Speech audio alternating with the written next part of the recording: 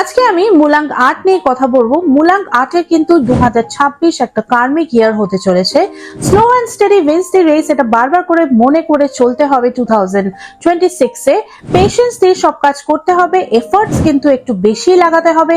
ক্যারিয়ারের কথা বলি, ক্যারিয়ারে খুব তাড়াতাড়ি প্রমোশন পেয়ে যাবেন, এটা এক্সপেক্ট করবেন না। ইয়েস, এফর্টস লাগাতে লাগাতে ডেফিনেটলি প্রমোশন পাবেন, স্লো বাট স্টেডি। ওকে, বিজনেসের ক্ষেত্রে বলি, বিজনেসের ক্ষেত্রে একদম ধারাধার একদম ফাস্ট কিছু বেনিফিটস পাবেন, লাভ পাবেন, এমন কিছু এক্সপেক্ট করবেন না। একদম ডিসিপ্লিন ওয়েতে যদি বুদ্ধি লাগিয়ে কাজ করা যায়, ডেফিনেটলি সাকসেস আসবে।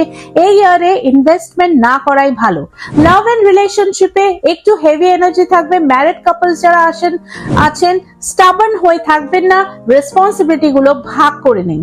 হেলথ ইস্যুস আসতে পারে, জয়েন্ট পেন হতে পারে, সেই কারণে ডিসিপ্লিন লাইফ আর এক্সারসাইজ করুন, ডেফিনেটলি ওভারকাম করতে পারবেন। রেমেডি হচ্ছে শনি স্তোত্র পাঠ করুন শনিবার দিন।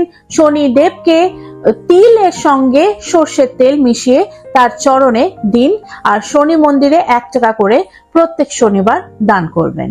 এটা করুন, ডেফিনেটলি 2026 আপনাদের জন্য slow but steady wins the race নিয়েই আসবে।